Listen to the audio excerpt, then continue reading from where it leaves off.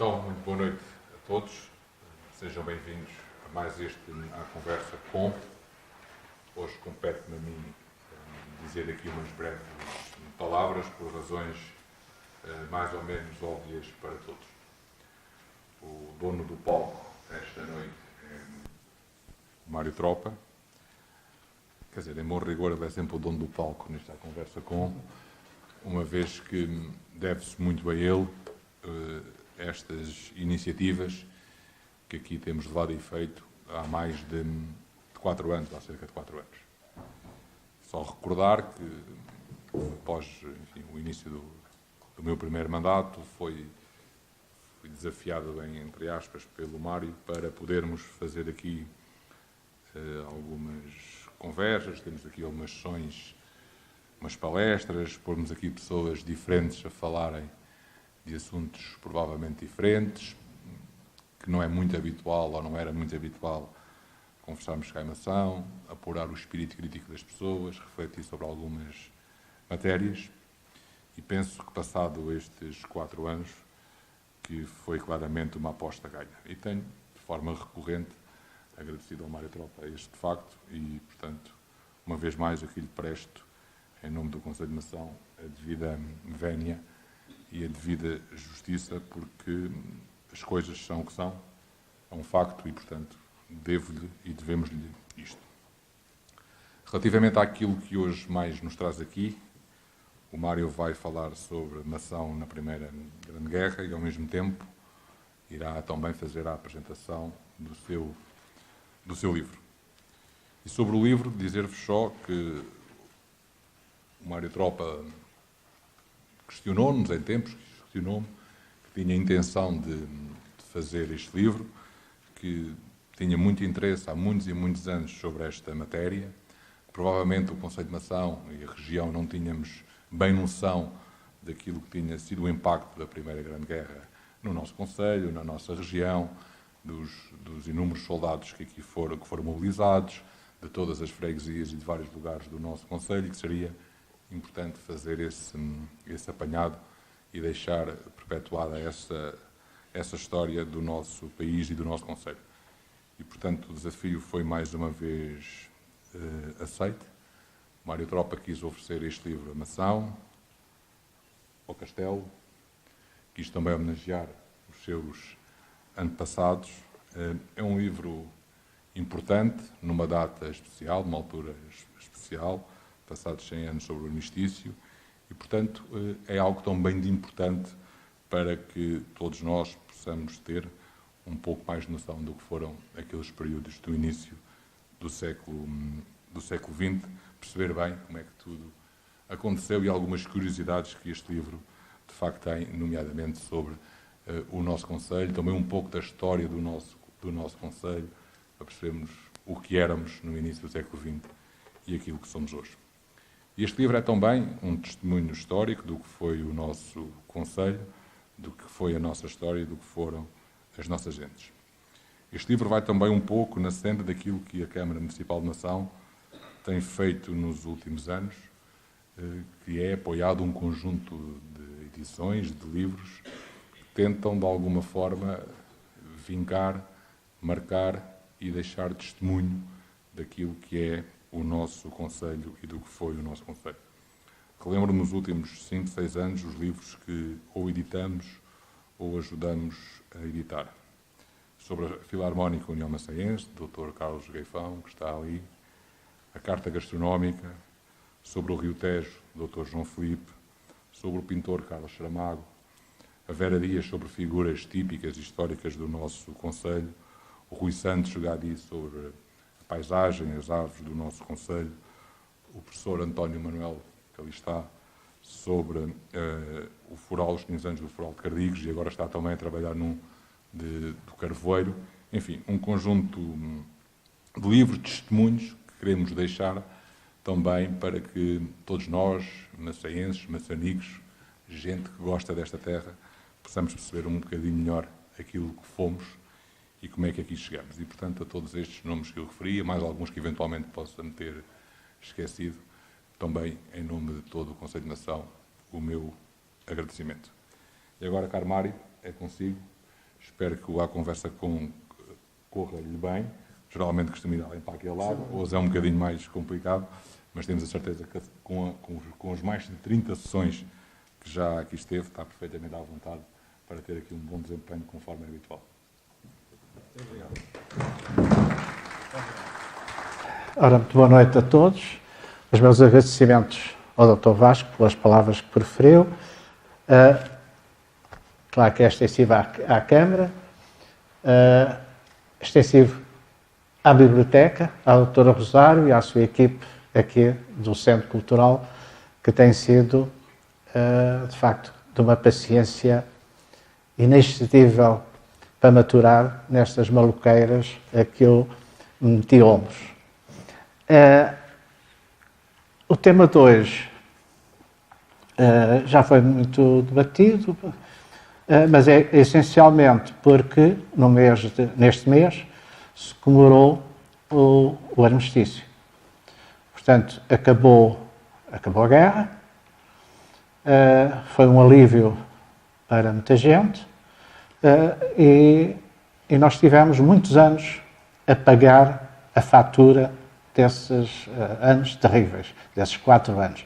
Numa guerra que as previsões eram para ser de junho ou de julho até ao Natal. Ao Natal já veio tudo para casa.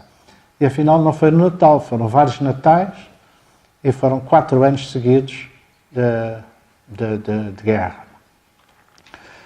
O meu interesse por este assunto, eu gostava de fazer este pequeno preâmbulo para perceberem o quanto isto me toca. Eu tive a sorte de as minhas férias da Páscoa, às vezes do Natal, mas as férias grandes, o meu refúgio era o Castelo. Portanto, eu hoje digo que sou do Castelo, não digo que nasci em Lisboa, que não tem piada nenhuma. Há milhares de pessoas que nasceram em Lisboa sem interesse, e o Castelo nasceram poucas, mas com interesse. E então,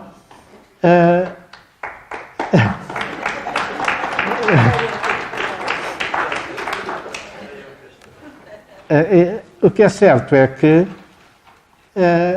eu sempre ouvi falar desta guerra. O meu tio tinha estado, o meu tio, irmão do meu avô, irmão mais novo do meu avô, que era o irmão mais velho, e eu sempre, desde muito miúdo, sempre ouvi falar as histórias da guerra, ao almoço, ao pequeno almoço, ao jantar, nos serões, e eu sempre tendo notícias do que tinha sido a sua experiência de guerra. Ele tinha estado, portanto, tinha sido mobilizado pelo CEP, tinha ido em 1917 e ficou ligado a um departamento, departamento de engenharia, que era a parte do chamado comboio automóvel, portanto, o parque automóvel do CEP. Portanto, nós nessa altura tínhamos comprado, que foi a grande novidade quando foi aqui as manobras de tanques, tínhamos comprado caminhões, os Kelly aos americanos, 300 caminhões para equipar o exército português, e depois tínhamos também comprado uns automóveis, os Hudson, que ainda conhecia essa marca, julgo que já acabou, mas na altura era uma marca muito boa americana, e ele então ficou a dirigir as oficinas do comboio automóvel. Portanto, tinha tido uma guerra muito passeada, chamamos assim, porque tinha corrido toda a zona da frente a dar apoio a esse equipamento e, portanto, tinha, de facto, uma grande experiência. Em determinada altura, ele deu-me um caderno e disse assim: tu gostas muito de desenhar e de escrever, olha, toma aqui um caderno que eu tenho, um bloco, com as páginas muito amarrecidas, mas muito interessante, um caderninho muito engraçado. Tem umas folhas escritas, deita isso fora, rasga e usa o resto e tal. Eu peguei naquilo, guardei e confesso que tive alguns 2 ou 3 anos sem abrir aquilo. No dia em que eu abro, casualmente peguei no livro, fui ver, um livro de capa dura, portanto, como este livro, o formato é muito semelhante ao livro Quando abro, o que é que eu vejo? Eram algumas recordações da guerra. Claro que já não rasguei nada e guardei.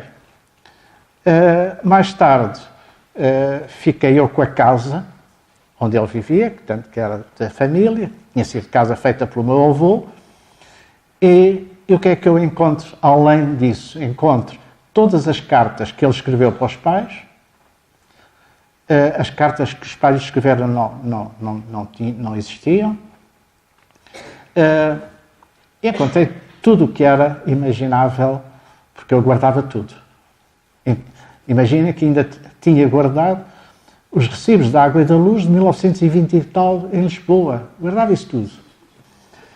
E tinha também muitos documentos, ou antes, todos os documentos, as cópias, as segundas vias, do período em que ele esteve em Itália, depois da guerra, a ajudar a construir caminhões na Fiat. Portanto, essa documentação, tenho hoje eu essa documentação toda. Bom, mas isto é só para fazer notar que isto é um assunto que, desde muito miúdo, me interessa. Interessou-me tanto que, em determinada altura, fiz para o jornal aqui de Mação, para a Voz da Minha Terra, alguns artigos. Um artigo sobre ele, um artigo sobre os soldados do castelo, porque ele, nas suas cartas, dizia: olha, eu estive com não sei quantos, está bom de saúde, o Augusto também está bom, manda cumprimentos, estas coisas todas. E eu disse: espera aí, então aqui do castelo foram muitos. Comecei a perguntar às pessoas, ninguém dizia: não me lembro e tal. Curiosamente, as pessoas até faziam confusão, alguns, filhos, netos mais, faziam confusão. Sim, o avô esteve na guerra, aquela guerra em África, faziam confusão com a guerra do ultramar, portanto, dos anos 60, 70. Portanto, esta noção da guerra distante é uma coisa muito interessante de ser analisada. O que é certo é que fiz estes artigos. Numa das cartas ele faz também referência a um tenente que era de Mação, o tenente Alpedrinha, que julgo que ainda há nos santos familiares. E então fui também à procura quem é este Alpedrinha, procurei e encontrei a história dele toda e tal. Fiz um artigo também para o jornal. E que esse também foi um dos que no 9 de Abril sofreu os gases e veio para Portugal e morreu muito novo, com 30 e poucos anos. Para este livro, eu peguei nesses 3 artigos, organizei-os novamente, porque tinha dados novos, nesta pesquisa encontrei dados novos, e portanto, incluí-los como capítulos também deste livro, que acho que é um aspecto muito personalizado, muito afetivo, de uma guerra que de afetivo não teve nada. Portanto, isto é só para perceberem todo o enquadramento desse livro. Foi muito difícil, ainda agora a falar ali com o meu amigo António Silva, ele tem descoberto mais coisas. Isto é muito difícil fazer estes levantamentos, porque não há, digamos, arquivos que digam estes são os daqui, estes são os ali, em termos completos. Temos que ir à procura. Eu tive dificuldade por causa de um do Castelo, em que é referido numa carta, João Barbeiro, se não me engano, em que era dito por um artigo: fui no barco com o filho do Vicente Necha, que era a alcunha que o pai dele tinha, do Vicente Necha. Fui à procura, Nechas, nada, dos Barbeiros, não encontrei nada, corri, foram 55 mil para a Flandres. Eu não vi os 55 mil um a um, mas mais de metade vi, à procura daqueles que poderiam faltar, principalmente aqueles que poderiam estar aqui de Infantaria 22. Não encontrei e tal. De repente, um dia disse assim: espera aí, será que isto está mal escrito? E fui a Monção ver um a um os de Monção.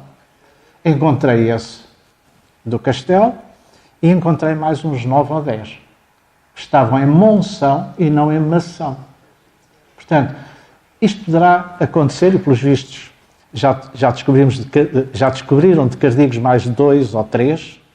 Né? Estamos sempre, isto está muito incompleto, exatamente porque estão a surgir nestas pesquisas sempre coisas novas. Como também estão sempre a ser descobertos os números dos mortos, dos que vieram, dos feridos, etc. São números que os investigadores, uns dizem uma coisa, outros dizem outra. Portanto, não há números definitivos sobre isto. Eu só fiz sobre o CEP porque os que foram para o ultramar, portanto, para Angola e para Moçambique, é muito difícil porque os arquivos não estão organizados. Portanto, estão no arquivo ultramarino e não estão como no arquivo militar, que está tudo catalogado, está tudo muito mais acessível. Então, isto era um trabalho que já não será para mim, será depois para a nova geração, quem quiser. Pronto, isto era só uma pequena introdução para terem um bocadinho a noção como é que surgiu, qual o meu interesse e como é que isto surgiu. Isto não foi assim um devaneio que de repente apareceu. Isto demorou muitos anos a fazer, muitos anos mesmo, desde que eu comecei, e felizmente que a Câmara de Mação teve esta boa ideia de tornar isto acessível. Eu vou passar uma série de imagens, só para termos uma noção, porque há aqui coisas sobre Mação que eu gostava de frisar. Vamos lá ver se eu consigo. Pronto. O que estamos, de facto, a comemorar é o armistício. E o armistício, no fim de contas, foi no dia 11, já estamos, mas é o mês ainda é o mês de novembro, e este é que é o assunto, que é a razão por que estamos aqui. O livro é um acréscimo.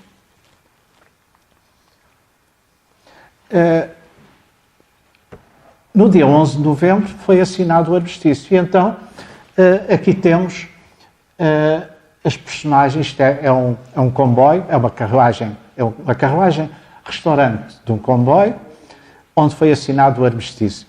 Eu devo ter para aqui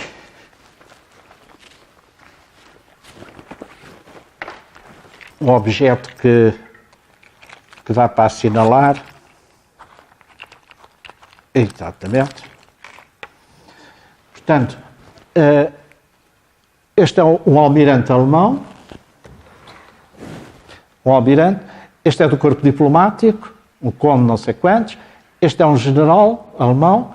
E este, que é o chefe do grupo, é do Parlamento Alemão. Era do Parlamento Alemão. Portanto, são estes 4 personagens que assinam o armistício.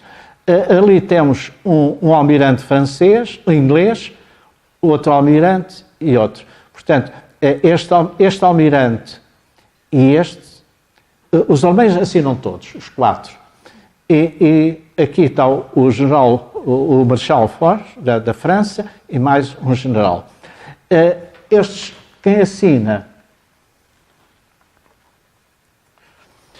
Portanto, isto é o final do coisa. Cá estão os dois, o francês e o inglês, e então ali os quatro alemães, em que este é de facto o chefe do grupo. Portanto, isto é o final da guerra.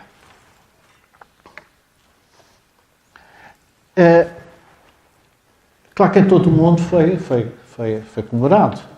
Isto tirei do Jornal do Ex-de-Mação, de 24 de dezembro, portanto, um mês e tal depois. Causou, não sei se conseguem ler, portanto, causou o maior júbilo a notícia de ter sido assinado o armistício com a Alemanha. Ao se ter a notícia da assinatura, o coração dos macenses encheu-se de entusiasmo. Surgiram no ar girândolas de foguetes e os edifícios públicos embandeiraram assim como muitas casas particulares. À noite houve iluminações, o posto da Guarda Republicana e muitas outras casas. A Filarmónica União Maceiense percorreu as ruas tocando a portuguesa e a marselhesa. De uma janela da casa do senhor, isto deve ser o Silva Catarino, deve ser o S, julgo que é Silva Catarino, discursou-se o doutor Abílio Américo Belo Tavares, que em palavras cheias de entusiasmo mostrou a grande extensão da derrota alemã e o enorme e glorioso vitória dos aliados. E depois, no final, na Igreja Matriz desta vila, realizou-se no dia 17 de novembro um solene Te Deum em ação de graças pelo fim da guerra. Isto foi, digamos, o comum em quase todo o país. Mas Mação não quis deixar também de mostrar que estava satisfeito com o fim da guerra. Isto é só uma questão de uma informação. O CAP, portanto, e o CAPI, portanto, que era de artilharia pesada independente, são os números que nos interessam, são mais estes, 55.083, que foram, e as baixas não chegou a metade, mas foram quase metade.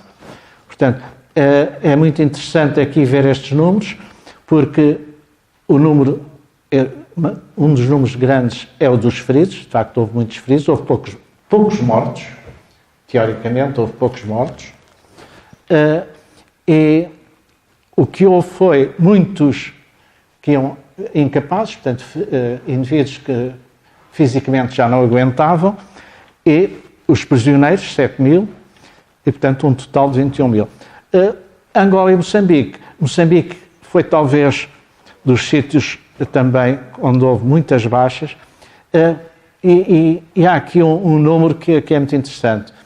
5.500 desaparecidos e 4.953 mortos. Estes desaparecidos são mortos, só que estão indicados de outra maneira. E os desaparecidos são aqueles que iam nas colunas pelo meio do mato e ficavam. Desapareciam. Pronto. Não aguentavam a caminhada, ou estavam doentes, ou estavam feridos, e ficavam. Eram desaparecidos. Lá ficavam. Portanto, se calhar, teoricamente, são desaparecidos, mas podíamos contá-los como mortos. Isto é só para termos uma noção da importância que teve a nível nacional esta guerra. Depois, aqui a população das freguesias do Concelho de Mação, soldados mobilizados, etc., por freguesias. A população em 1911 e depois os que foram, de facto, mobilizados. Já sabemos que agora aqui Cardigos temos que acrescentar 30, para 31, não é? 31. Pronto.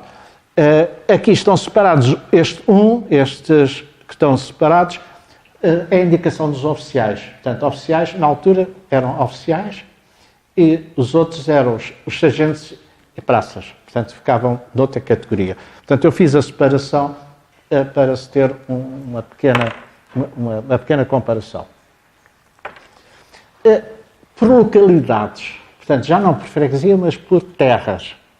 Mação, é evidente, era a que tinha mais.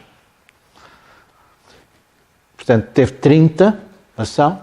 A seguir ao Penhascoso, com 825 pessoas, com 17. E depois, em terceiro lugar, aparece uma aldeia, que é o Castelo. Que não era freguesia, não era 7 freguesia, com 13. Depois, a Amêndoa, que tinha muito pouco, tinha e continua a ter pouca população, com 11. A Ortiga, uma referência à Ortiga, eu separei. Por uma questão de apresentação, a Ortiga não era freguesia. Eu apresento aqui sempre como freguesia, ou antes. Separei-a para se ter uma noção, porque ela só foi freguesia em 1928, se não estou em erro. Não é? Portanto, mas por uma questão de leitura era mais fácil fazer a separação. Embora nos processos, está sempre, embora seja Ortiga, está fulano tal, nascido na Ortiga, freguesia de Penhascoso. Portanto, que assim é que está correto. Depois é Cardigos, com 10, os Envendos com 8, a Caixoperra com 5, Carvoeiro com 5, a Feiteira com 5 e depois todos os outros são 4, 3 ou 1. Portanto, as outras povoações estão muito dispersas. A maior parte das povoações só tinha as aldeias, só tinha um. As unidades mobilizadoras foram, essencialmente, Infantaria 22, Porto Alegre, Abrantes e Elvas, com 104. O Regimento de Artilharia 8, que deu origem ao terceiro grupo de baterias de artilharia, de Abrantes, com 38. E as companhias de saúde, que é isso, no seu conjunto, tinham 29. O que é que eu quis mostrar é que, reparem, as duas coisas, os dois batalhões de Abrantes, os dois regimentos de Abrantes, têm bem mais de metade, têm 60 e tal por cento dos que foram do Conselho de Mação. O que é natural, porque era o que estava aqui próximo. O Regimento de Infantaria 22, a sede era em Porto Alegre, mas tinha em Abrantes e tinha em Elvas.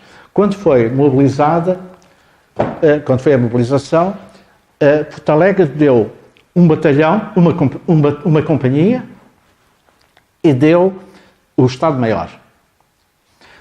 Abrantes deu 2 companhias, a 5ª e a 6ª companhia, e Elvas deu uma companhia, a 9ª companhia. Portanto, quando o batalhão de Infantaria 22 foi para a Flandres, ficou com 4 batalhões, com 4 companhias. A primeira era de Porto Alegre, a segunda era de Abrantes, a terceira era de Abrantes e a quarta que era de Elvas. Portanto, houve aqui uma junção. Os outros regimentos, com 5 ou menos militares, são 54, portanto, são 30 e tal regimentos onde eles estiveram incorporados. Os mobilizados, portanto, os soldados, tal, portanto, esse número. Aqui, repararam há bocadinho que havia 7 oficiais. Ora, aqui só estão 6. 4, 5, 6. Porque este, que era um sargento-ajudante, já na Flandres, logo quando chegaram, pouco tempo depois, foi promovido a alferes. Portanto, aí ficaram os 7. Aliás, está aqui, sargento-ajudante para alferes, foi esta promoção. Pronto, isto são as promoções. As promoções, muitas vezes, normalmente eram por necessidade de serviço, porque havia falta de quadros. E então, eles eram promovidos, mesmo de soldados para primeiro cabo, reparem que é o número maior. Ou então por terem feito algo de excepcional. De facto, isso mostrava que eram pessoas válidas que poderiam ir ser para outro escalão.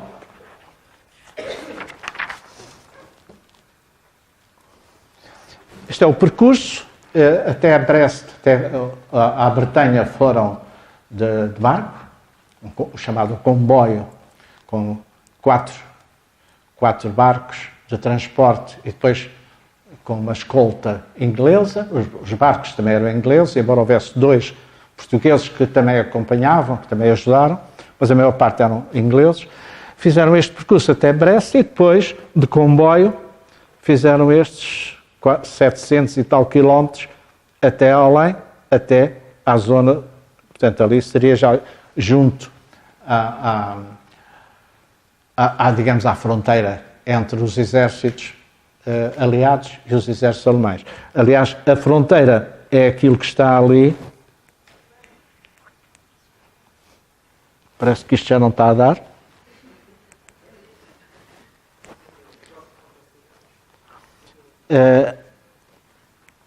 Não está a dar. A pilha acabou. Portanto, reparem que é junto à Bélgica. A Bélgica estava praticamente toda já sob a alçada alemã e a França tinha esta parte. Reparem, vejam até a proximidade que os exércitos alemães já estavam de Paris. Aliás, Paris foi bombardeada, ficou até na história, a Grande Berta, Era um canhão enorme que bombardeava a dezenas e dezenas, quase a centenas de quilómetros, mas que tinha a desvantagem que tinha que ser transportado em comboio. Portanto, limitava muito. Aliás, o exército alemão foi uma das falhas do exército alemão, é que era pouco motorizado em termos dos então já nascentes combustíveis líquidos, as gasolinas, etc. Eles não usaram muito. Ficavam muito limitados à existência de caminho de ferro. Portanto, isso limitou muito estas movimentações. Em França, o exército português organizou-se, portanto, em 3 brigadas, a primeira divisão, cada uma com 4 batalhões, e mais tarde, para ser um corpo de exército, teve que se fazer mais incorporações, portanto, fez uma segunda divisão, com a brigada, a 4ª, a 5ª e a 6ª. A 4ª estava prevista existir. Os ingleses queriam que o exército português ficasse incluído no exército inglês. Portugal insistiu que queria ter autonomia, mas para ter autonomia tinha que ter 2 divisões, para ter um corpo próprio. E então teve que se aumentar, e então fez-se a 5ª e a 6ª Brigada, muitas vezes com soldados que tinham vindo já da guerra do ultramar. Isso criou um grande problema, porque alguns vinham doentes, e quando chegaram à Flandres, com 20 graus negativos, com dias e dias, semanas a chover e com umidades, numa zona pantanosa, porque a zona onde eles estavam era pantanosa, e muitos tiveram automaticamente que ser retirados para Portugal com pneumonias, com tuberculose, e portanto isto criou muitos problemas. Aliás, essa segunda divisão nunca chegou a ter um número teórico de soldados. Portanto, ficou sempre aquém desse número. Os batalhões de artilharia também se criaram 4, porque havia 4 brigadas, 4 grupos de artilharia. Quando se fez mais 2, também se criaram, foram-se buscar ao Regimento de Artilharia de Lisboa, número 1, criaram-se mais dois grupos para dar, digamos, esse apoio. Aqui a zona da França, estão a ver ali aquele risquinho, é a fronteira, a preto é a fronteira da Bélgica, portanto estamos muito próximo da fronteira da Bélgica, e a linha vermelha é a fronteira entre os 2 exércitos, e a zona ali, aquele quase um triângulo, era a zona portuguesa, o sector português do CEIP. Isto era uma vista aérea das trincheiras. A primeira, aqui temos a primeira, que seria a que estava junto à terra de ninguém, depois as outras, a segunda, a terceira já não se vê, etc.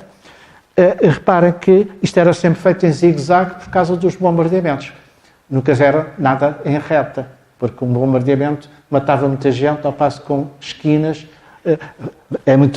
Vê-se muito bem ali aquele zigue-zague da ligação da segunda para a terceira, para a terceira trincheira. Hã? Não funciona. Eu julgo... não sei. Não. Isto já está, já. Pronto, afinal acordou. Estão a ver o zigue-zague. A minha vantagem com as tecnologias, eu domino isto perfeitamente. Isto era o setor, portanto, visto em planta. Portanto, aqui temos a zona de fronteira.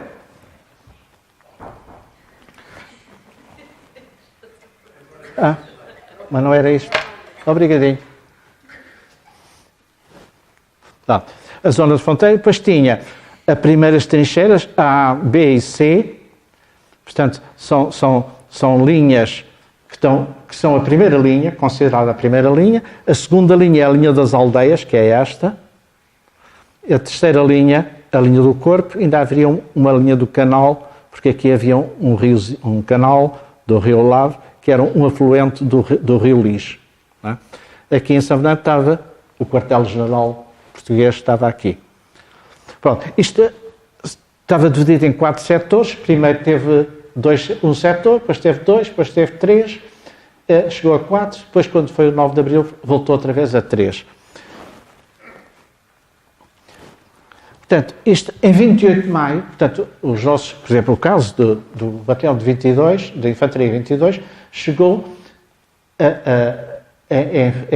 em janeiro, no final de janeiro, e chegou a França no princípio de fevereiro. Só entrou em linha, porque teve depois os ensaios, teve que aprender a utilizar o material inglês, teve que aprender como é que se fazia a estadia nas trincheiras, etc. Teve meses a aprender, porque de facto eles iam muito mal preparados, temos que confessar. Portanto, só em 28 de maio é que a primeira brigada, da qual fazia parte o batalhão de Abrantes, entrou em primeira linha, na parte de baixo desta. Eu posso voltar atrás. Portanto, eles entraram exatamente aqui, para o setor de Ferme-du-Bois. Esta zona, portanto, junto à parte inglesa que estava aqui. Aliás, estava tudo rodeado de batalhões ingleses. Portanto, estes foram os primeiros a tomar posse do setor. A seguir vem a segunda brigada. Já ficam 2 brigadas numa frente de 8 km, portanto a brigada foi para o setor de Neufchâtel, com os da segunda brigada, mais, portanto aqui ficavam à frente 2, uma de apoio e uma de reserva. E cá está o terceiro grupo de baterias, que é também de Abrantes, entrou também nesta altura em combate. Esteve praticamente entrou a 31 de maio e esteve até quase ao 9 de Abril. Teve, portanto, quase um ano sem se mexer dali. Estes 2 setores são os primeiros a entrar. Reparem que estamos a falar de 31 de maio e no dia de Santo António, na noite de Santo António, portanto, de 12 para 13 de junho, há um maior ataque que eles recebem. É um ataque que era quase a experimentar os caloiros que estavam ali, os maçaricos. Não é? Foi, de facto, de toda a estadia, tirando o 9 de Abril, foi o maior ataque que tiveram. Nesse ataque tivemos 8 feridos. O Adriano Gaspar da Abreira, o João Augusto Martins do Cardigos, o Joaquim Delgado da Chaveira de Cardigos, o José Martins Silva Reis de Chão da Bica, da Amêndoa, Luís Hilário Pereira da Macheira, o Luís Pereira dos Envendos, Manuel Lourenço de Monte Fundeiro da Amêndoa e Manuel Mendes Louro de Voldogrou, Envendos. Portanto, estes foram logo, quer dizer, ao fim de estarem lá um mês, foram logo batizados com fogo e foram logo, alguns deles feridos com gravidade, e alguns tiveram que ser enviados para Portugal, tal era a gravidade do seu estado de saúde.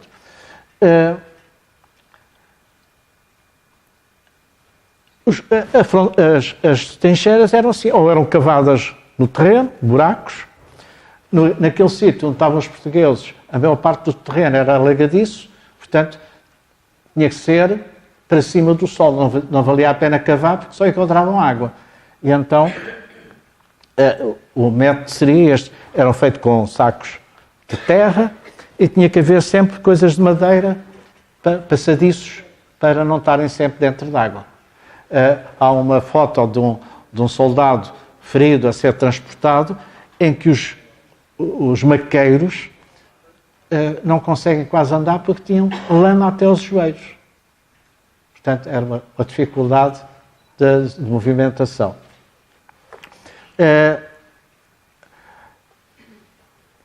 Entretanto, sistematicamente vamos sendo atacados e no dia 1 de julho, estamos a falar de 1917, é o primeiro morto de Mação, do Concelho de Mação, o Joaquim da Silva Sobreira, que num ataque sofre um ataque que ele estava na frente e morreu. Foi o primeiro do Concelho a falecer, no dia 1 de julho.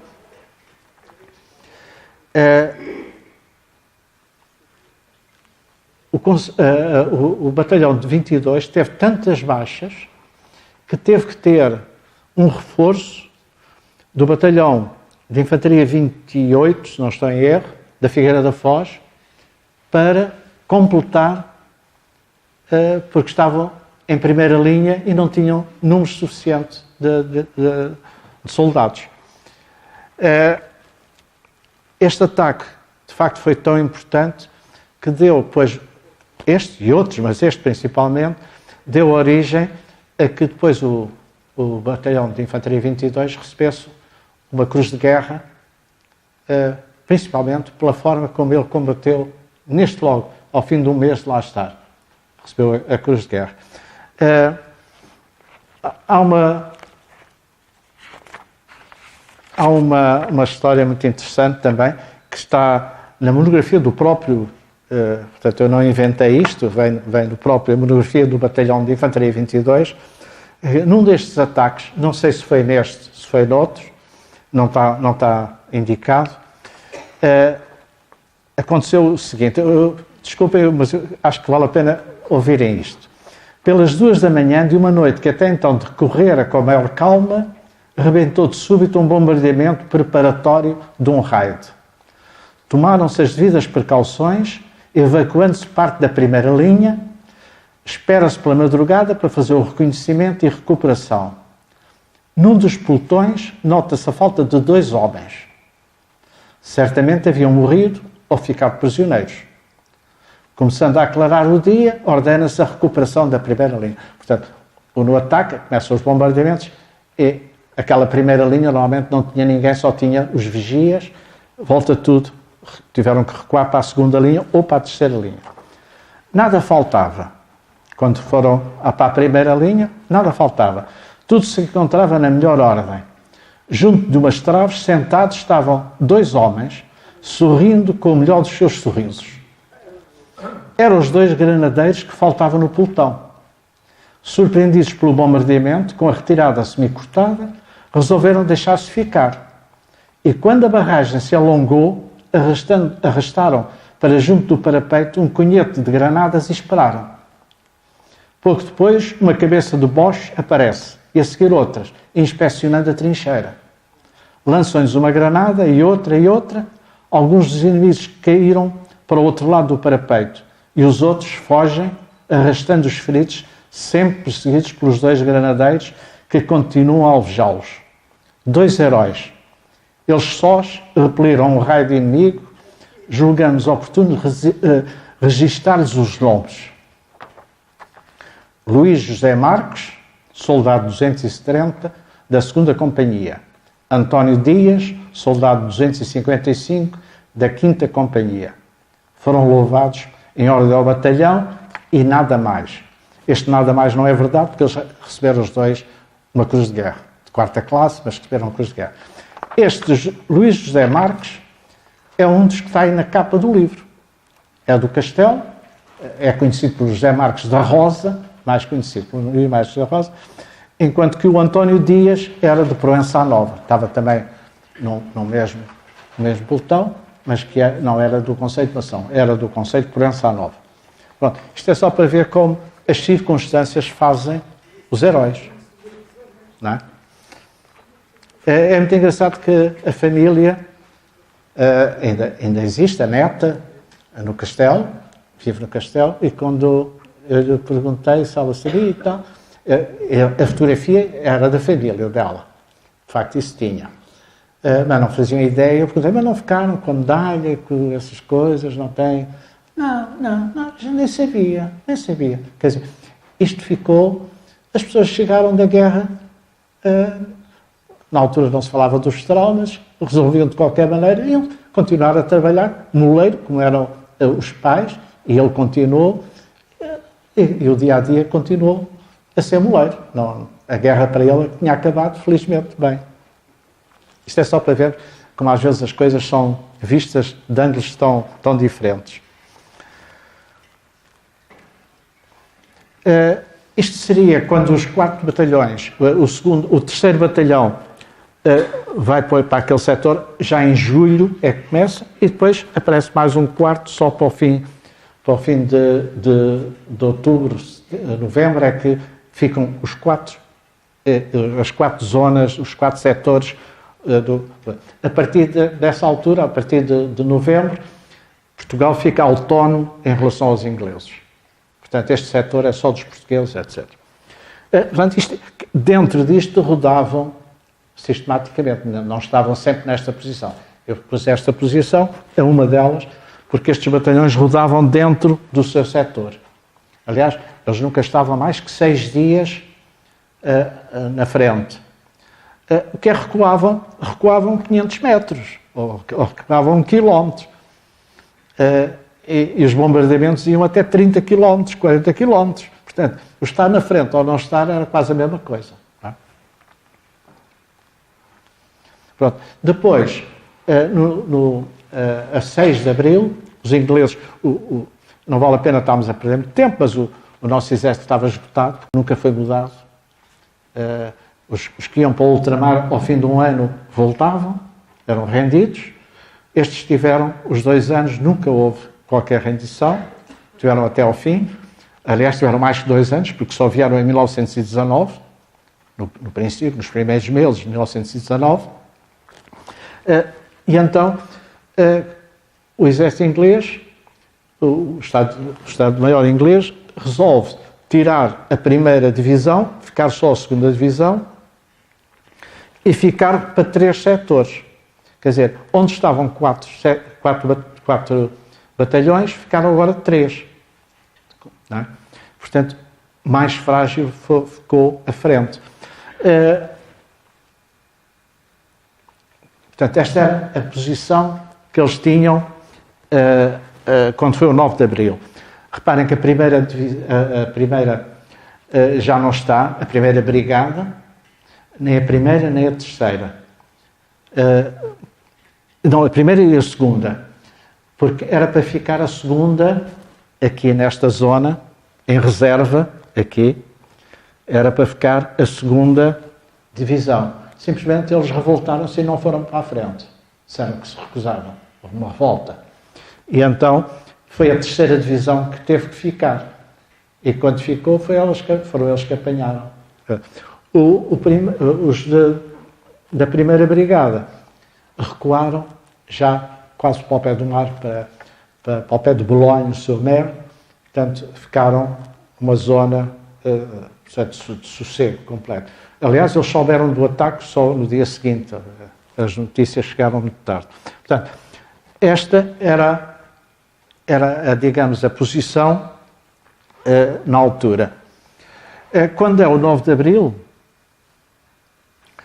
este é o ataque do 9 de Abril, portanto, o nosso setor está aqui, um azul clarinho, e aqui são os ataques.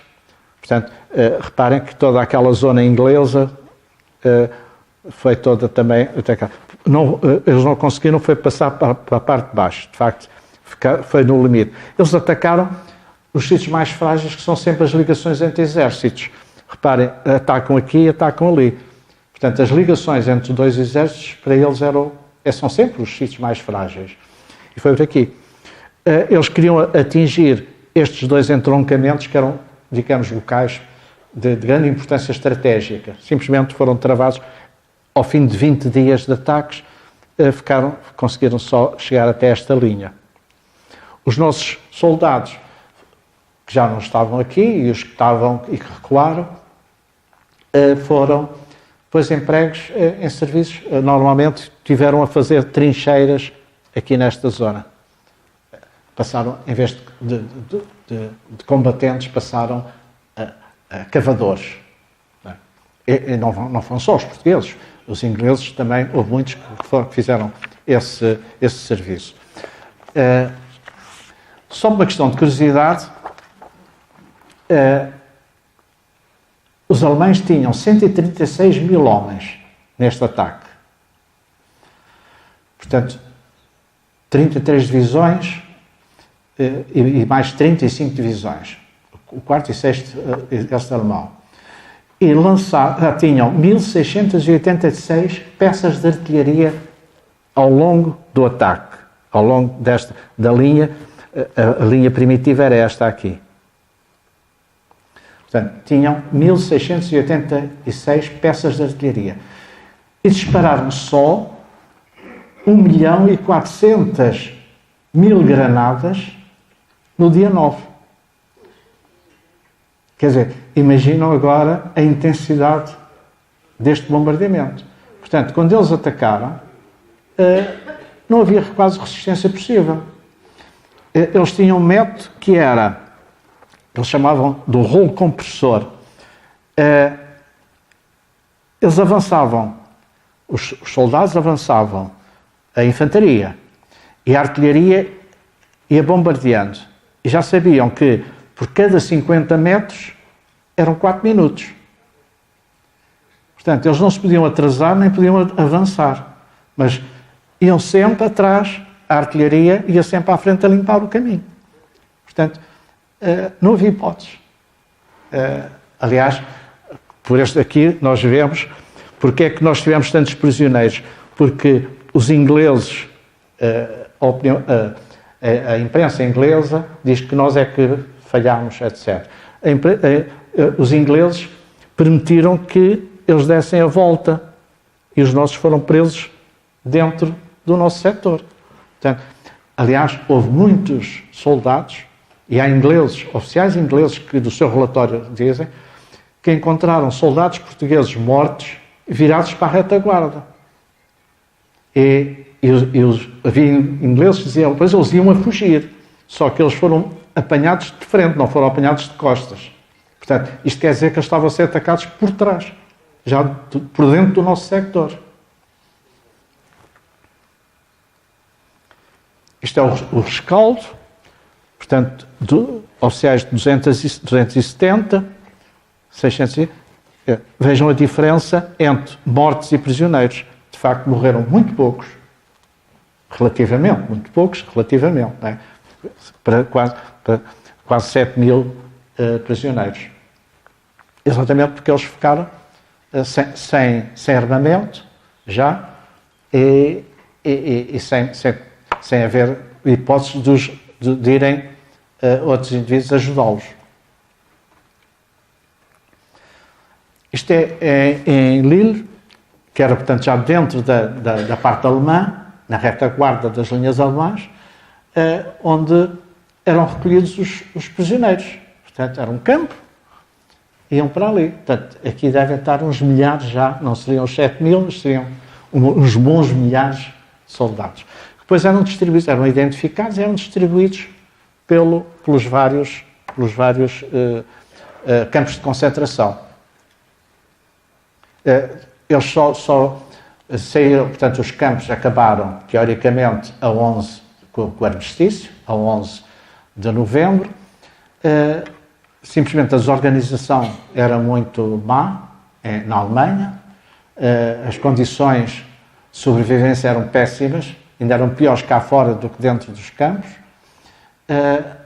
e foram muito mal recebidos quando saíram dos campos, muito mal recebidos pela população. Portanto, o odioso da população foi então sobre os nossos prisioneiros. De tal maneira que a maior parte deles só se apresentaram em França, vindo pela Holanda, portanto, pela Holanda e pela Bélgica, só se apresentaram em janeiro. Os nossos aqui da nação, a data mais ou menos é entre 16 e 19 de janeiro de 1919. Portanto, tiveram para chegar da Alemanha para lá quase 2 meses. Portanto, já um campo de concentração de oficiais, aqui tem um trato diferente. E depois do Conselho de Mação, os prisioneiros. Guilherme Pedro, o João Alves, José de Oliveira, Quefão Perdiz, José Pedro, José Rodrigues Clarinha e Manuel Torres. É muito engraçado que este Manuel Torres, eles depois quando vieram, o Ministério dos Negócios Estrangeiros fez um inquérito aos soldados que tinham estado prisioneiros para saber como é que tinha sido a sua luta, como é que tinham passado. E todos dizem pessimamente.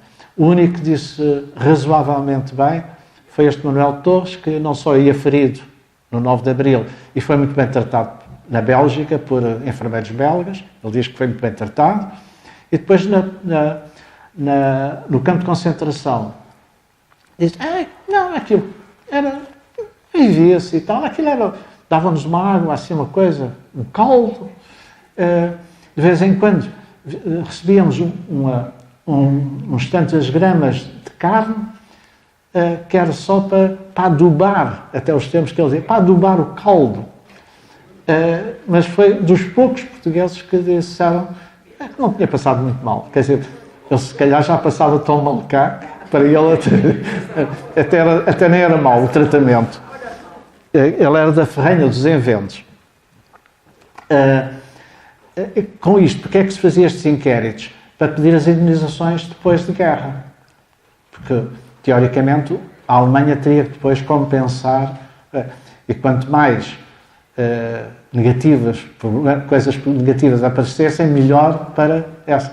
Acabámos por não receber nada, não houve compensações nenhumas e ficou tudo, como se diz, em águas de bacalhau, não águas com um bocadinho de carne. Soldados de Cardigos. Eu não consegui identificar, só identifiquei este do meio. Este do meio foi o que faleceu.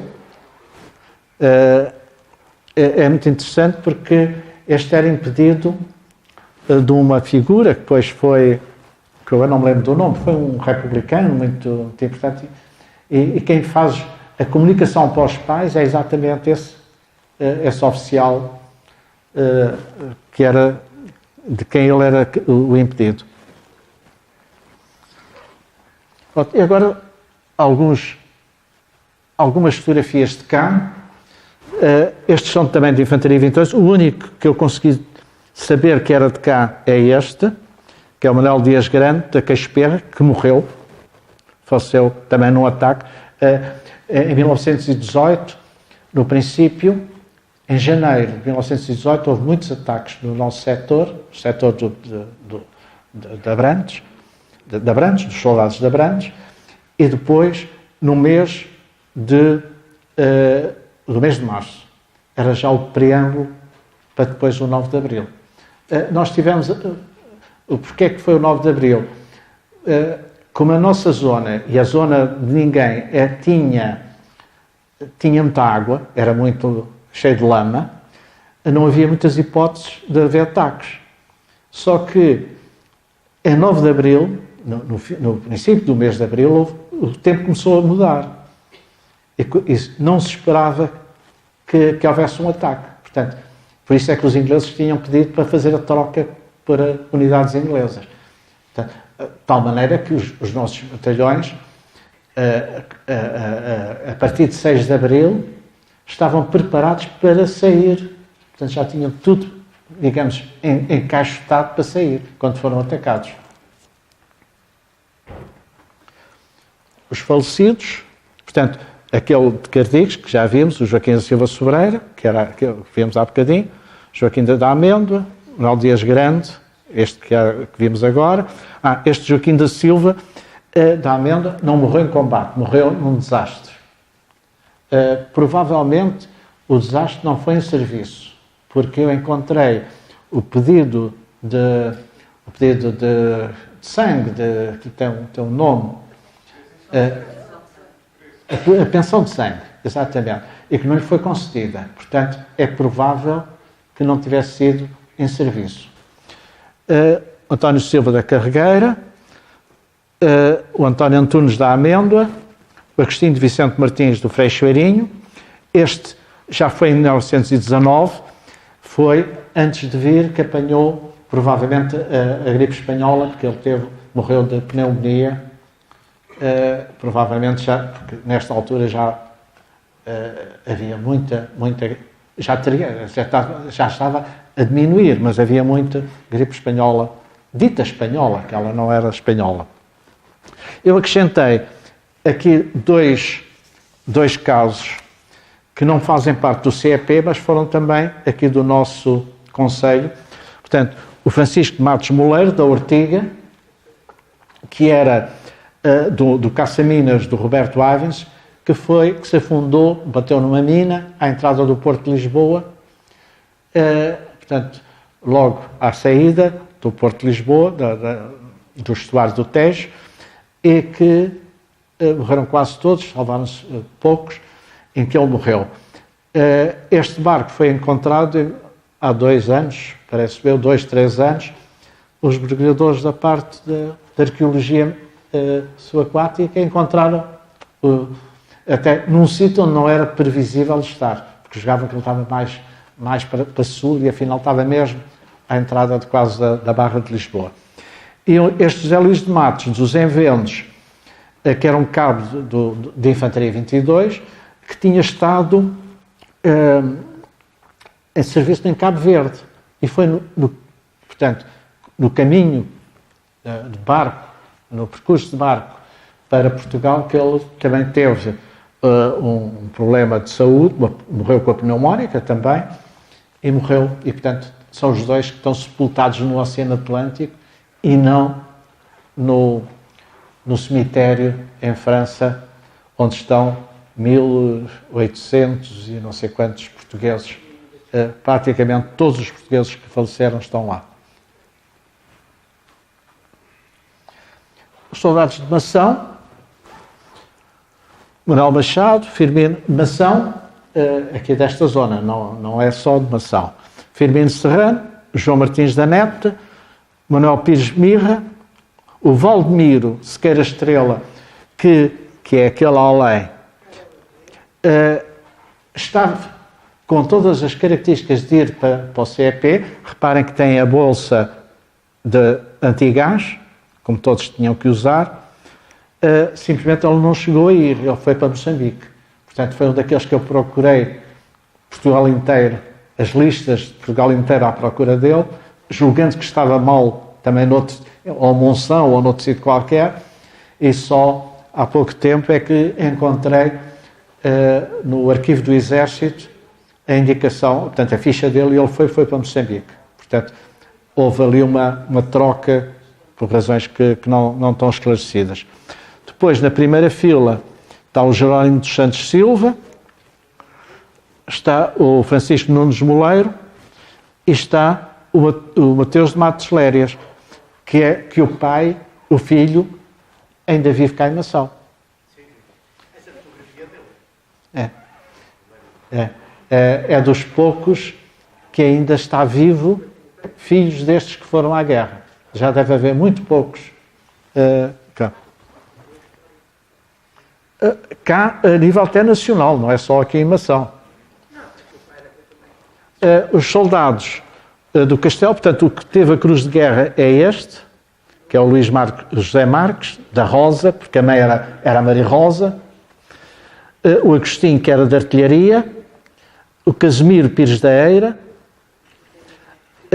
o Augusto Marques, que é a cara, está ali a Preciosa, que é a cara do neto, do Julinho, igualzinho.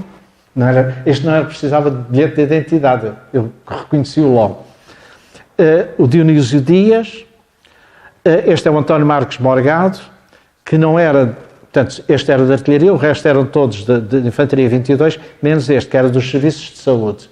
Aliás, reparem que todos eles têm o 22 e ele já tem uma outra simbologia. E depois, em primeiro plano, está o Joaquim Pires e o José Joaquim Alves. Portanto, foram o grupo dos 13 do Castelo que foram. Este foi um grupo que foram todos a 20 de janeiro de 1917 foram embarcados. Foram, portanto, os primeiros, no primeiro transporte. O Alpedrinha, que é aquele, era da Brigada do Minho, ele tinha casado para Viana do Castelo, portanto vivia em Viana do Castelo. Ele nasceu em Mação, mas foi logo muito cedo, ficou órfão e foi para a vida militar. Ele, com 15 anos, foi para a vida militar. E, portanto, este era o capitão que morreu no 9 de Abril. Um tenente, que era também, portanto, companheiro deles, eram todos da Infantaria 3 de Viana do Castelo. Ele depois veio logo a 10 ou 11 de Abril para Portugal, evacuado, e teve muito tempo. Portanto, estes dois foi gás, ficaram mesmo incapacitados, mas também não conseguiram. Eu encontrei no Ministério das Finanças o pedido de sangue, agora também falhou, o preço de sangue, também não lhes foi concedido, porque ele morreu em 36 ou 37, e portanto não fizeram a ligação de que a morte dele foi consequências do respirar o gás. O Artur Topa, o meu tio, lá está a parte da máscara de gás, e aqui eles com a máscara de gás, ele está aqui um outro que não tirou a máscara, não sei quem era. Os soldados com a Cruz de Guerra, Abílio Marques Faustino, de Mação, o Hermínio Matos de Santa Leste dos Enventos, António Nascimento de Mação, Manuel Marques da Serra, Luís José Marques da Rosa e o João Pedro Farinha e o José Marques dos Degolados. Portanto, estes foram os 7 que receberam Cruz de Guerra. Quase todos foram, aliás, foram promovidos a primeiro cabo. Eles eram, portanto, soldados, foram promovidos a primeiro cabo.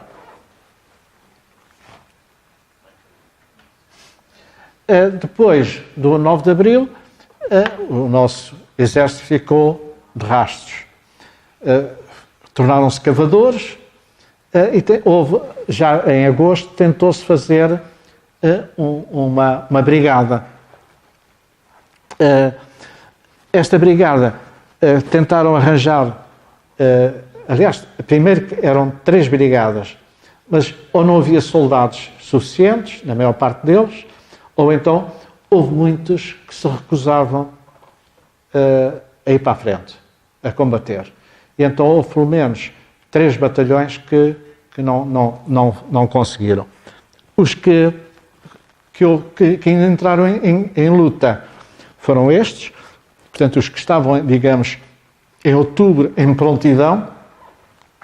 Portanto, este foi o primeiro a ir para a frente, dentro de batalhões ingleses, portanto, incorporado em batalhões ingleses. Depois o 6º, e o 8º e o 9º, portanto, o primeiro, que era onde estava o resto de Porto Alegre, e outros, que eram restos de outros batalhões, ainda entraram e chegaram a entrar na Bélgica, portanto, isto já no princípio de novembro, e chegaram até ao rio Escalpa, onde não chegaram a atravessar o rio, porque houve o armistício e ficaram aí. Portanto, estes ainda se conseguiu. Isto era importante, que era para depois, na parada da Vitória, o exército português poder aparecer. Era importante que eles estivessem até ao fim, porque senão, aliás, o exército inglês não queria, foi o exército francês, o Estado-Maior francês é que insistiu. Portugal tinha todo o direito de desfilar, como desfilou em Paris, nas comemorações da Vitória.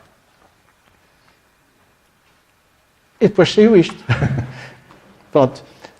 Isto foi assim uma lambuzadela, uma grande confusão. Agora, eu acho que estas coisas, pelo menos para a memória destas pessoas, para que não caiam mais no esquecimento, porque no esquecimento já caiu. Felizmente que este ano foi um ano ótimo, porque este assunto esteve sempre em primeira linha. Mas o que é certo é que a pouco e pouco estas coisas vão morrendo. Portanto, a minha intenção, e sei que a intenção da Câmara é exatamente que estes assuntos, que estas pessoas, como eu na introdução do livro digo, estes 225 é que são os nossos heróis, não foram só aqueles 7 que receberam a medalha e a Cruz de Guerra. Esses eram valentes, não há dúvida, mas foram as circunstâncias que os fizeram reagir. Todos os outros quase todos os outros foram valentes. Há aqui um pormenor. Eu no livro apresentei alguma informação sobre até sobre os que deram baixa ao hospital ou às ambulâncias. Portanto, aquilo o que chamava ambulância era quase um hospital, um mini hospital na frente. Dos 225 soldados de Mação que foram, 129 tiveram baixa ao hospital, pelo menos uma vez. E, no todo, foram 256 baixas ao hospital. Portanto, durante o tempo que lá estiveram. Estava uma baixa para ainda 1, qualquer coisa para todos. Eu tive a hesitar muito pôr também os castigos, mas optei por não fazer. Porque, posso dizer assim, em números, dos 225, houve 94 que tiveram castigos e alguns pesados. O total foram 161 castigos, ou seja, 71% dos soldados foram castigados. Os castigos iam desde uma ausência sem licença, tinham um dia ou 2 de detenção, para eles era o mesmo, era ficar na trincheira mais que os outros, em vez de ser mudado ficava lá, mais uma semana, não era grande alteração. Em vez de ficar ali, ia 1 quilómetro para trás, ou 500 metros, não era grande coisa. Havia a prisão correcional, isso havia, principalmente quando havia roubos e desvios até em relação à população. E havia 2 castigos que eram importantes, que era o desertor e também o de cobardia. E nós, no Conselho de Mação, tivemos casos dos 2, que eu não digo quem foram, mas tivemos, que deram 9 meses, por exemplo, 9 meses de deportação militar. Quando eles descobriram que não queriam ir para a frente outra vez, eram castigados. E tinham castigos destes géneros. Eram considerados ou por cobardia ou qualquer coisa. Mas principalmente os desertores, ao princípio eram mandados para Portugal. Até que chegou uma altura que perceberam que eles estavam todos desertavam. Porque eles queriam era vir para cá. Mesmo que tivessem 6 meses no presídio, era melhor do que estar 6 meses na trincheira. E então acabaram com esse castigo. Não vai ninguém para Portugal, porque senão não ficava lá nenhum. Mas tivemos casos, alguns até, por aquilo que diz, havia casos de pessoas inadaptadas para os serviços e alguns até já com alguma, digamos, com algum escalão superior, que não eram inadaptados para o serviço. Não era por cobardia, pelo menos isso não está escrito. Não sabiam estar na guerra. Eu optei por não pôr essa parte, porque acho que não é demasiado personalizado, demasiado íntimo, e não ia lá pôr isso em causa, tornar público uma coisa dessas. Embora os processos são públicos, não é? Mas achei que para aqui não seria muito próprio. Até para as famílias não é muito simpático ler que o seu bisavô ou o seu avô, que teve 6 meses de prisão correcional por ter feito isto ou aquilo, ou por ter fugido, ou qualquer coisa. Se quiserem perguntar mais alguma coisa, eu tento fingir que sei e invento qualquer coisa para a resposta. Muito obrigado por terem estado tão sossegados.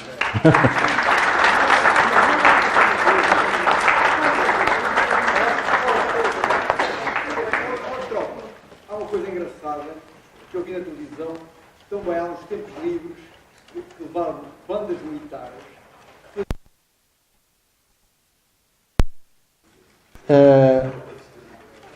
Portanto, como eram rapazes novos, lá tinham os seus devaneios, mas no dia seguinte estavam outra vez na guerra.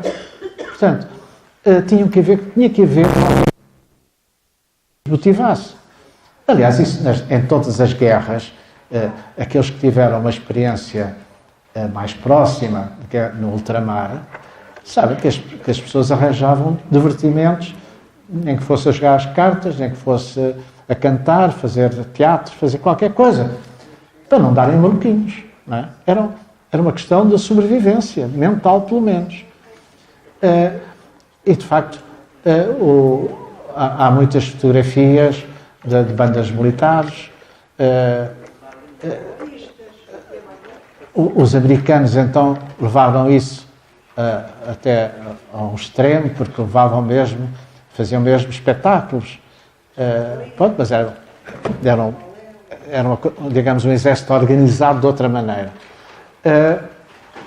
Nós fazíamos, portanto, nas marchas que o exército português fazia dentro da nossa zona, quando recuavam, tentavam fazer isso. Simplesmente era um bocado para francês ver, porque o dia-a-dia não era nada para essas brincadeiras. Não é?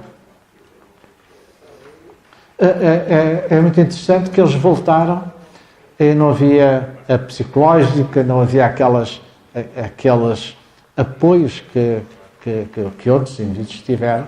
Portanto, as pessoas tiveram que sobreviver. E um problema que se fala pouco é em relação à própria população, que não recebeu muito bem os soldados que voltaram.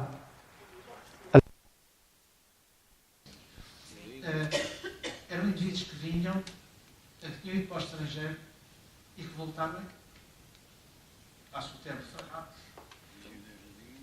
E as famílias queriam eram pessoas válidas para trabalhar e receberam-nos mal.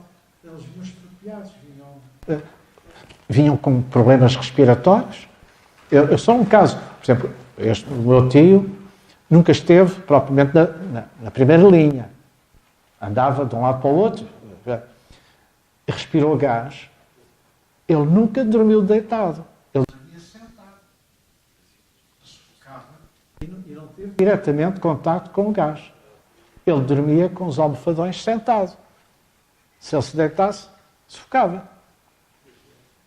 Portanto, estas coisas marcaram para a vida toda. E as populações não sabiam o que se passava. A censura militar era muito apertada, já nessa altura. Aliás, eu no livro ponho aí um envelope onde está, eram abertas as cartas, eram lidas e depois punham coisa censurado pela censura militar. Não era permitido que viesse qualquer informação do que eles lá passavam. As pessoas julgavam que eles estavam a passar menos mal. Aliás, as cartas que o meu tio fala, o que ele escreve, por exemplo, há umas que eu mais ou menos tenho no livro, ponho praticamente todas, a parte que diz respeito às pessoas do castelo. Ele muitas vezes dizia, tive com os rapazes do castelo, eles estão mais gordos do que estavam aí. Para sossegar as famílias, porque eles, de certeza que não estavam mais gordos, coitados. Não. Mas aquilo era impossível de dizer. E depois a outra agravante é que os oficiais, muitos oficiais, que tinham, principalmente os oficiais que não eram milicianos, os milicianos eram obrigados, mas os oficiais do quadro estavam muito contrariados na guerra. Aliás, estavam todos, mas eles especialmente. E vinham muito e já não voltavam. Houve uma esperança que quando o Sidónio, quando foi depois do golpe de Estado do Sidónio, que houvesse, de facto, uma mudança e um retomar a ida de soldados para a França. Portanto, isto no final, em dezembro de 17.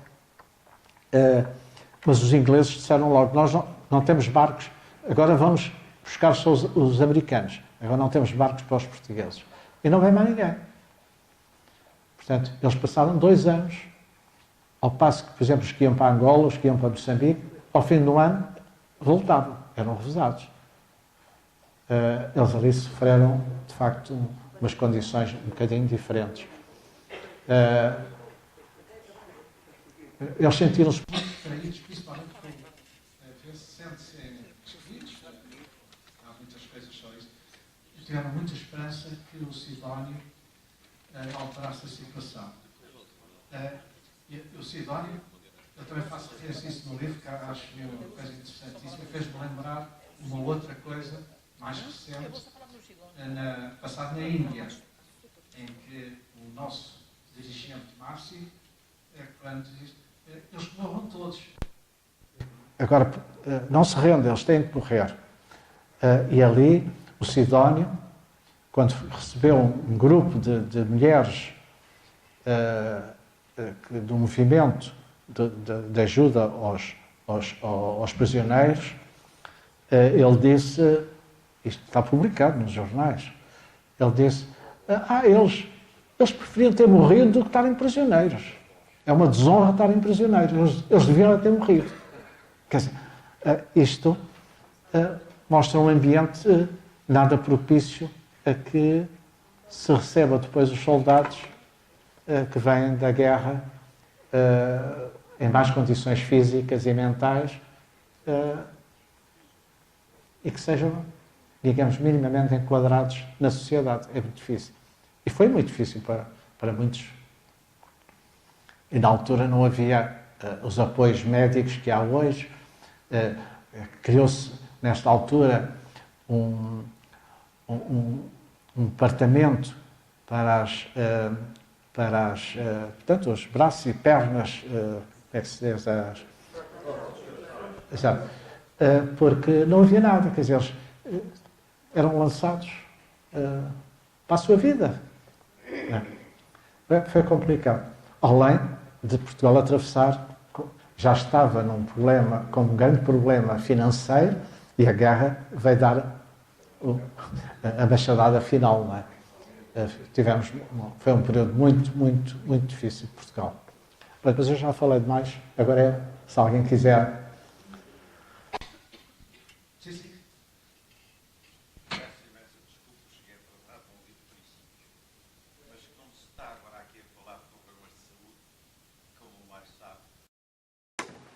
Médico das Forças Armadas, agora na reforma, criou-se inclusivamente uma expressão em português que é um tipo de estar esgazeado.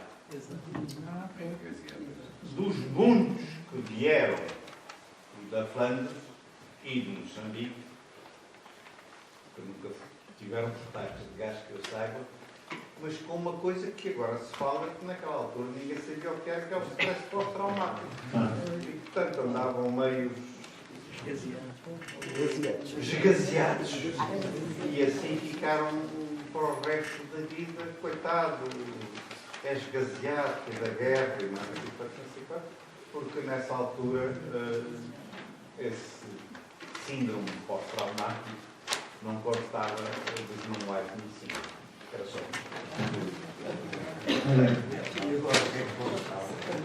Desde o início, em primeiro lugar, é fundamental o trabalho. Excelente, sempre levou muito tempo e aquilo que disse no início, queria acrescentar mais algo, que é nenhum completo, nenhum processo, nenhum trabalho que se faça de reconstituição histórica está concluído. O seu trabalho é o início. Quem quiser acrescentar algo, não é? Tem um ponto de partida e já não parte do zero, com o seu partido. Esse é um aspecto que é cumprimentá-lo, porque o senhor dá o ponto de partida para que quem quiser trabalhar mais sobre esta matéria, tenha já algo. Sobre aquilo que o nosso amigo acabou de falar. Tivemos um exemplo no Artigo, nós já conhecemos, está indicado como José Oliveira de Esposo, Maqueiro, e que esteve preso, mas era do Antigo, era conhecido lá pelo Zé Barbeiro, não é? Desculpa, José Balerico, que com o trauma que trouxe, foi sempre solteiro, ai de alguém que gritasse às armas. Era melhor fugir. Ele era pastor, ficou pastor que já disse, as pedras voavam atrás. Portanto, é isso, e de facto o homem, na sua relação pessoal, era de uma humildade tremenda, era qualquer coisa, mas via-se que havia ali qualquer coisa que não batia bem, não é?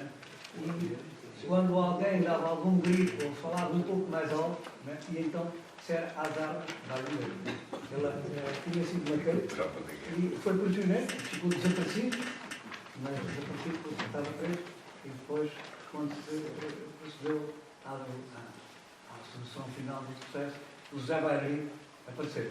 O José de Oliveira está nessa Bíblia, está bem referenciado como prisioneiro, com a tal questão que o antigo era esposo, mas este ainda não apareceu separado da pré-Bíblia. Mas, parabéns pelo trabalho. Obrigado. Há aqui um aspecto que eu acho que eu falei assim muito por alto, mas que é muito importante. É que eu meti-me em áreas que não domino de maneira nenhuma. Eu não fiz a tropa, só tenho tropa de nome. Tive sempre muito cuidado de não fazer nada de errado. Por exemplo, só dar um exemplo. Para mim, baterias era aquilo que eu conhecia, mas não conhecia batarias, que militarmente é que está certo, não é? Eu, por exemplo, no computador, sempre que eu punha baterias, o computador, pomba vermelho. Eu disse, há aqui qualquer coisa, ou era o erro meu, ou era o erro do computador. De facto, para quem foi militar, para quem é militar, são claras, estas e muitas outras. Eu tive sempre muito cuidado de fazer a verificação daquilo que estava a afirmar. Exatamente porque não tinha nenhuma experiência que me sustentasse, porque eu posso perceber de cores, agora de batalhões não percebo nada. Eu nem sabia como é que se formava um batalhão, uma companhia, o que era essas coisas. Tive que ir do zero, perguntar a alguns militares que eu conhecia, como é que é esta organização? Como é que é? Para eu perceber a orgânica militar. Porque eu não fazia ideia nenhuma. Não é? Até as patentes e tudo, para mim era tudo um bocado de coisas no ar. Em relação a isto, como eu digo até no Priano, isto agora a seguir alguém que agarre nisto mais competente do que eu. Eu fui só andar em cima da rama a apanhar coisas. Basta dizer, estão a rama que hoje os números já estão desatualizados, não é? Portanto, espero que comece a aparecer mais outra pessoa que diz que aquele fulano não está aí, mas também foi. E nós isto.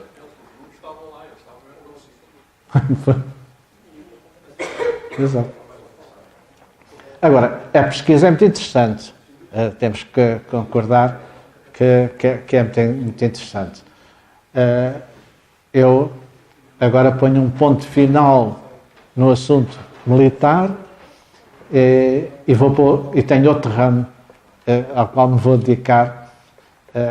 Agora é o Castelo, mais do que os militares do Conselho. Um trabalho que eu gostava muito que fizessem, porque também cada vez é mais difícil fazê-lo, é exatamente os que foram para o ultramar. Eu sei de 2 ou 3 do Castelo, porque a família me diz, mas era bom fazer-se esse levantamento. Mas é muito difícil porque o arquivo do ultramarino não está organizado como está exemplarmente o militar. Nós chegamos ao arquivo militar, eu chegava com uma lista, entregava e almoçar, quando vinha do almoço, ao fim de meia hora ou 1 hora, tinha em cima da mesa os processos dos soldados. Portanto, aliás, vinham dizer, olha, que encontramos mais este. Não é? De facto, uma eficácia que eu tenho que prestar homenagem a isso. Agora, outros departamentos, isto não vem muito a propósito, mas eu tive, por causa do Castelo, andei à procura no Ministério da Educação dos nomes e documentos sobre os professores que tinham estado no Castelo desde 1911 até à atualidade, e a resposta que tive no Ministério da Educação foi esta. Por favor, não se riam muito, pode isto depois chegar aos ouvidos do Ministro. O que me disseram foi, olha, uma menina muito simpática, olha, isso está tudo encamarado no armazém, em caixotes. E depois é assim, o senhor já não é novo. Foi simpático. O senhor já não é novo. Começa a ver, primeiro caixote, segundo caixote, não deve mais que 2, 3 caixotes. Depois, o senhor tem filhos? Tem. Então vêm os seus filhos. E tem netos? Tem netos. Então depois vêm as suas netas. E talvez daqui a umas gerações consigam chegar ao último caixote. Eu disse, muito boa tarde, agradeço muito, vim-me embora. Fui ao arquivo de Santarém, pedi à nossa amiga, que é a diretora do museu, disse assim, fulano, olá, esta coisa, como é que eu consigo saber? E ela diz-me assim, isso há as folhas de pagamento, temos cá isso tudo. E eu, ao fim de um bocado, tinha o nome de todos os professores que tinham passado pelo Castelo, porque quando ganhavam, quando tinham tido a posse, etc. Mas tive que ir dar a volta para chegar lá. Portanto, isto é o que não se deve fazer em termos de guardar documentos. Não é? É um mau exemplo, ou um bom exemplo, para ver como não se deve fazer no Ministério da Educação, ao qual eu estive, infelizmente, ligado uma parga de anos. Mas já me esqueci. Desculpa, alguém estava era o António. Boa noite. Em primeiro lugar, obrigado pelo trabalho feito e que é um bom ponto de partida para nós trabalharmos. Isto é como diz, isto não tem fim, nunca mais tem fim. A pesquisa nunca mais tem fim. O meu amigo Vítor e eu próprio estamos a trabalhar sobre os militares de Cardigos na Primeira Guerra. Na Primeira Guerra não, na Flandres, no século. E realmente já nos apareceram mais 3. Mas estão em nomes trocados, só um exemplo, para verem a dificuldade disto. Há um indivíduo militar da Roda, não aparece da Roda, aparece Rodam. Aparece Rodam. O tempo que eu perdi com esse plano. Aparece Rodam. E a gente Rodam afasta logo que não é de maçã. Afinal era Roda de Cardigos. Portanto, é por menor desses que é perder tempo, nunca mais acaba. Mas eu queria, em relação a um tipo que aparece aí, o João, aparece aí na lista dos boletins, aparece João Pedro Farinha. Sim. E depois aquilo está enganado, o homem não é João Pedro Farinha, é José Pedro Farinha. E eu escrevi uma lista inicial na página do Facebook de Cardigos, da Junta de Freguesia, e a família, um bisneto dele, vem ter comigo zangado, porque eu enganei o nome do homem, se não me engano. No boletim está José, está João, e realmente ele é José. Depois, pela certidão de batismo e de nascimento, nós vemos que é José. Esse José foi teve a cruz de terceira classe, da cruz de guerra de terceira classe. A família, o que é que se lembrou de fazer em Cardiz? A família, há pouco tempo, lembrou-se, mudou a pedra mármore, pôs uma fotografia do homem. Pôs lá a cruz de guerra. Porque no fim de uma semana não estava lá a cruz de guerra. Roubaram a cruz de guerra. Na semana passada lá a fazer umas fotografias mas não era bem isso que eu queria falar. Nós estamos aqui a falar como se a guerra foi há 100 anos. A criança na lava da guerra, ou a justiça há 100 anos. Mas isto é uma coisa muito atual. É muito atual. É mais atual do que nós todos estamos a pensar aqui. Há tempos, no princípio de outubro, e isto já vem desde junho, maio, junho, um tipo francês, começa a perguntar, começa a dizer que tem aqui as origens da invasão e através da internet chega ao conhecimento aqui do Vitor e meu próprio e marcámos um encontro na Santana, porque ele diz que os pais dele, o bisavô dele, é daqui do Conselho, é aqui de uma zona entre Abrantes, Tomar e Cristal. Então, é a procura das origens. Eu publiquei a entrevista dele no bordo da minha terra, não sei ver. Agora, o homem diz assim: as minhas origens estão aqui porque a minha bisavó teve relações com um soldado que fugiu da frente de batalha. E a bisavó era viúva de guerra lá na França, era uma moça nova, viúva de guerra, morta. E ele pediu para ela esconder lá em casa dela.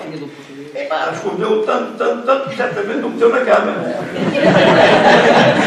Mas foi baixo da cama. E nasceu uma criança que é a Maria, não sei quem, que é a avó desse tipo de bebê. Então vem um francês do Lille, que é o diretor da agência France Press em Lille, vem aqui, acertei a maçã por aqui, assim, à procura das raízes dele. À procura das raízes dele. O sítio onde era o seu bisavô.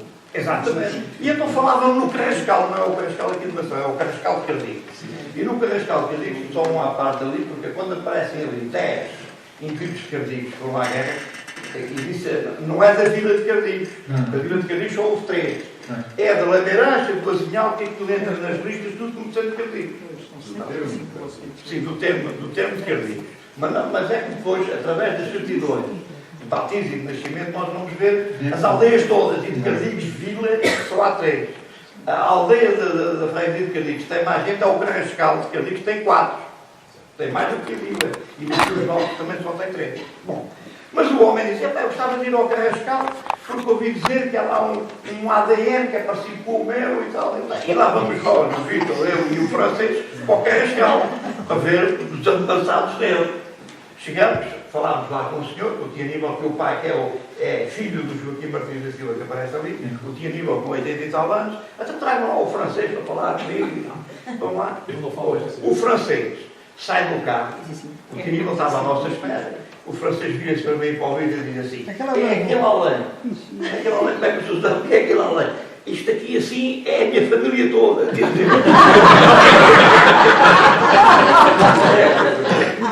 Então agora repara, 100 anos depois da guerra, andou um francês aqui e passou a procura das origens. Portanto, isto é que mexe ainda com as pessoas.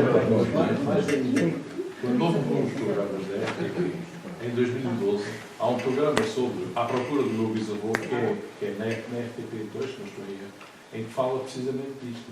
E ele não desistiu, e não desiste, porque quando o Marcelo foi no 10 de junho à França, ele atacou o Marcelo, que obviamente chamou o ministro da Defesa, não é?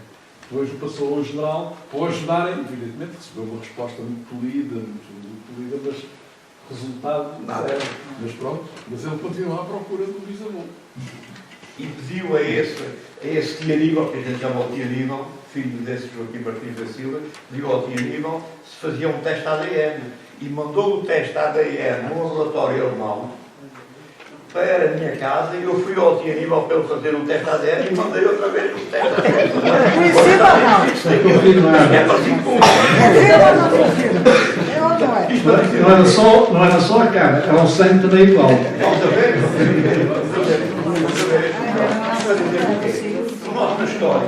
Nós em história, eu sou licenciado em história, e fui professor de história, nós em história 100 anos não é nada. Nós em história 100 anos não é nada. 100 anos é uma gota, é um espaço de caminho. Bom, para Deus, como disse o outro, ainda é mais, ainda é mais, porque a dimensão do tempo é outra. Isto para dizer o quê? Muito obrigado pelo seu trabalho e vamos ver se damos continuação àqueles que se interessam por essas coisas, vamos tentar dar continuação. Muito obrigado. Muito obrigado. Eu gostaria de agradecer ao professor porque pôs a trabalhar. Eu não sou tropa, sou um homem de paz, mas fiz também a guerra, estive no ultramar. E quando vejo, embora seja um homem de paz, quando vejo algum livro relacionado com a guerra, eu compro logo. Logo a todo lado. Aliás, mostrei-lhe ainda agora um documento precioso que comprei por 5 euros numa feira de alfarrabistas em 2003. E é uma coisa curiosa, tem 1917, as comunicações que eles faziam, depois o estafeta levava lá pela trincheira a correr, comunicavam, apresentou-se o soldado tal, vem sem máscara de gás, e solicito, enfim, tem aqui 33 documentos, é muito interessante. Bom, mas queria lhe agradecer, porque, como disse ali o professor Martins, estas conversas são estimulantes e dão pistas. E já me deu 2 pistas que vão pôr a trabalhar nesta coisa da guerra. Uma delas é que descobri aí, tive seguramente um primo, está aqui o nome dele, José Pires Gaifão Perdiz, natural de Mação. Não sabia que tinha estado prisioneiro. Tem o nome da mãe, tem o nome do pai, agora é família ali aos registros paroquiais, e eu vou ver se ele é segundo, se é primo, como é que é. Mas chego lá, porque Perdizes aqui em Mação não há muitos, são naturais ali o primeiro foi em 1835 ali no Caratão. Depois vieram alguns aqui para as Casas da Ribeira, alguns aqui para o Mação, portanto tenho aqui um primo. Isto, portanto, é uma pistazinha que vai já pôr a trabalhar. Outra coisa que eu gostaria de saber é que daquele retrato onde aparece o Vladimir Sequeira Estrela, diz que fez a guerra em Moçambique. Eu não sabia, julgava eu que ele tinha ido para o século por causa da fotografia. Ora bem, eu sou muito interessado, por causa do Capitão Curado, gosto de estudar o Capitão Curado, com a guerra de Moçambique, Camecula, todas aquelas guerras, etc. E gostaria de saber a data, não sei se me pode dar a data que ele embarcou para lá. Eu posso dar o processo, a folha. Pois, tem isso. Tem. Então, vai fazer o favor de uma faculdade. Lá está outra coisa que me deu muita dificuldade, por causa do Sr. Valdemiro, porque a informação que me tinham dado inicialmente era Vladimir. Nós chamávamos de Vladimir. Corri, não, afinal era Valdemir. E depois, pelo nome, fui aos arquivos paroquiais e, de facto, confirmei que era Valdemir. Os arquivos paroquiais que já estão acessíveis pela internet, os nação, a maior parte não são, que, de facto, confirmei que era Valdemir. Aliás, foi o padre, não sei, está aí, esteve. Muito obrigado. Eu é que agradeço essa pista. Pronto, não sei, mais alguma coisa?